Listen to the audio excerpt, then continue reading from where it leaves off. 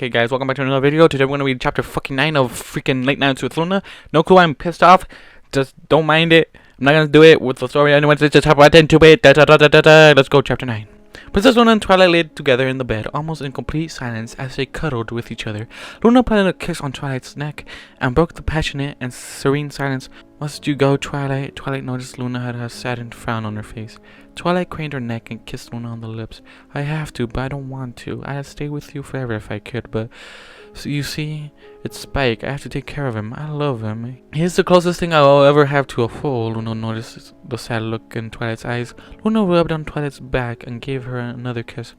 Test for the best. Luna blushed and cleared her throat.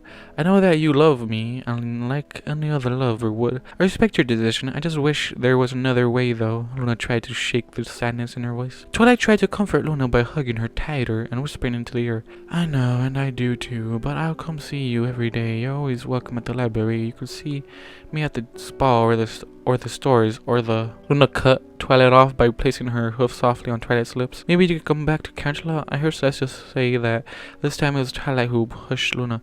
I would if I could, but I could never leave Ponyville, leave all my friends. They need me, and I need them. Twilight was now trying to choke back tears. It's getting late, Twilight. Maybe you should go before Celestia gets back. Luna crawled out of the bed and walked over to the door, opening it. Luna looked outside, noticing the night sky. Alright. Do you wish for an escort through town to the train station? Twilight shook her head at Luna and walked out into the hallway. No thanks, Luna. I'll be fine. She kissed Luna. I love you. Twilight turned and walked slowly down the hall when all of a sudden she pricked her head up and turned to face Luna.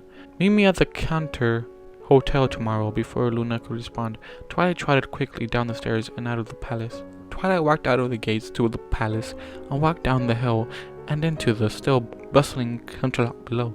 She cut around the corner and walked to one of the largest buildings in town, the Counter Hotel and Inn, one of the most luxurious and famous hotels in all of Equestria. Twilight! Exclaimed the wrinkled old manager who had been working for the hotel ever since before Twilight was born and the marvelous hotel was first built. How have you been? You need a room? It's on the house, long as you want. He chuckled. She had known the old stallion ever since she had been a little filly growing up. Over the years, she had visited Canterlot many times and knew that she could count on her old friend to hook her up with a room. Twilight giggled. Good! Thanks for asking. Can you please give me a room? I only need it for a few days. I promise I won't be any trouble. The old keeper cut her off. Don't you worry one bit, lassie, he said in his old heavy accent, winking at Twilight. Just let me get me keys real quick. He turned and pulled one of the cards out of the arrangement box. Your room, 352, here you are. He handed over the keys. You just call me if you need something, and I'll send one of the staff right up. Twilight thanked him and walked into the lift quietly to the mechanical lift. She pushed the third floor button and waited patiently as two soft drinks sounded and the doors opened. She stepped out into the hall and navigated to her room. The key she had been given opened the door without a hitch. She stepped into the room and looked around the warm and familiar room. Twilight pulled two fresh pieces of paper, a bottle of ink, and one quill from the nearby writing desk. First of all, she scribbled out a quick note to Spike, who was surely up by now, informing him that she would be back sometime tomorrow, telling him to go straight to Fluttershy's or Rarity's if he needed anything, and apologizing for telling him so late. She sent the message with her magic. She knew that Spike wouldn't mind. He often liked it to have the library to himself once in a while. Secondly, she scribbled out a note to Princess Luna that merely read, 8 p.m. room 352. Blushing at her choice, she planted a quick kiss on the parchment and sent it off with a magical spell. Twilight was half expecting a reply, so she sat up for one more hour and read a book to keep herself entertained, but finally sure that Luna was not going to reply, she crawled into the warm crisp sheets and slept into another vivid dream involving herself and Luna. Twilight awoke bright and early the next morning, getting a quick breakfast in a nearby restaurant and thinking over her mental checklist for the day. First of all, she ran to the gift shop and obtained a beautiful and quite expensive rose. Next, she ran to the salon and had her mane professionally brushed and tailored, her eyelashes curled upwards slightly, and her coat washed and pampered thoroughly. Again, she got most of this on the house because of her connections in Counterlot. She thanked her attendants and walked out of the salon, blushing at the few stares she was receiving from some nearby stallions.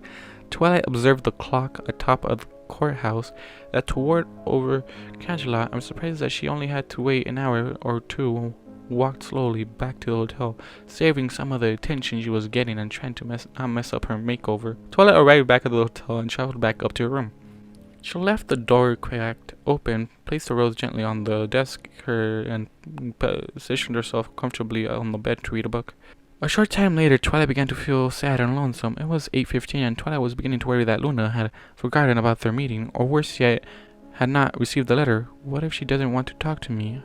I thought she loved me. She tried with difficulty to hold back her tears. Heartbroken, Twilight had no choice but to let her tears drop loose. They streamed down her face and landed silently on the bed. Every time Twilight looked down at the tear-stained sheets, all she saw was Luna. Suddenly, Twilight perked her head up when a gentle knock sounded. She tried frantically to dry her eyes, and once satisfied, used her magic to pull the door open a little wider. When Luna turned the corner, Twilight couldn't help herself as she ran forward and embraced the surprise. "I knew you'd come," she exclaimed, backing off Luna and looking deep into her eyes. "I'm sorry I'm so late. It's just that, well," Princess Luna opened her wings and nudged her mouth and said, pulling out a beautiful red rose. Twilight recognized it as the exact same type she had gotten. Twilight reached over and placed the flower into her mane. She then used her magic to grab the rose she had gotten. Luna silently took the rose and placed it into her mane. "I will always love you, Twilight," said Luna, kissing Twilight softly. "I never doubted you for a second. I always love you," said Twilight, kissing Luna passionately back. Luna smiled warmly at Twilight and accepted another kiss from her, and then another, and then another, and then another. Luna looked away and gently blocked Twilight's bodily kiss, using a gentle magic force field that ripped when her lips touched it. No, Twilight, I just can't," Luna said softly. Twilight was looking at her quizzically, so Luna took Twilight and sat on the bed beside her and taking a deep breath said, I've been thinking, I love you with every inch of my heart, with every bit of my soul, but it just isn't allowed. It just can't be. Celestial would banish us both. The populace would frown upon us." Twilight asked in a weak voice, her tears quickly returning. What are you saying? That we can't be together? That we can't love each other?" Luna began to let her own tears flow freely. "No, that's not what I'm saying. I will love you forever and always, but I just don't think that the ponies are ready to know yet. Know about customs that my own sister has even forgotten. Know about our relationship. I'd make a life with you if I knew I could, Twilight Sparkle," finished Luna in a solemn voice. "It's just not fair," Twilight exclaimed, hugging herself into Luna. "I know it, but you can come visit me any day. I'll come see you anytime I can sneak out." Twilight raised a hoof and shook her head, signaling Luna that she wanted to hear no more. "You're right, I guess it's for the best." Twilight dried her eyes and looked down at the floor, saddened but not angered. "You have your life and I have mine. I guess that we never were meant to be together." Princess Luna kissed Twilight on the cheek and nodded her slow, hesitant approval. "I wish it could be different, though." "You know, I do." Twilight was at a loss for words and could only nod her head. In a quiet voice, Twilight said, "Maybe you should go. I have to go back to Spike soon." Luna sadly nodded, and without a word headed for the door. She stopped as she placed her hoof on the door. Twilight looked up. Thank you. You've done more than any pony else could have done. More than any pony could ever do for me. I will always love you inside my heart." Twilight replied with a choked voice. "You're welcome, Princess. I'll do it all again for you," in a hoofbeat. "And I will always love you, too." After Twilight said these words, Luna nodded her goodbye and slept out of the door quietly. Twilight watched as Luna locked eyes with her and then disappeared slowly with a magical twinkle. The end. Chapter 10! Twilight moved her hoof in silence across the floor and thought to herself. She stood and walked over to the mirror, taking the rose gently out of her mane and twirling it around with her magic a few times, placing it back and remained silently. She wanted to go home before it got too late, so she gathered a few things and walked quietly out of the room. Feeling foolish for looking so beautiful, she turned towards the shiny golden walls in the lift and used her magic to return her mane to its usual look, erase some of the blush, and curl her eyelashes back to their natural positions. It was a fairly warm night outside, and Twilight tried to cheer herself up by looking at some of the nature as she walked out of town and began slowly down the path to the train station. But every time she looked at the trees, the skies, or the flowers, she always turned to look at the palace. Eventually it became unbearable to Twilight, and she took off into a rundown down the pathway. Ponyville was only an hour away as the whistle blew and the train coasted off. Making sure that she was alone in the car, Twilight took her usual seat in the back of the car and cried softly the whole trip back to Ponyville.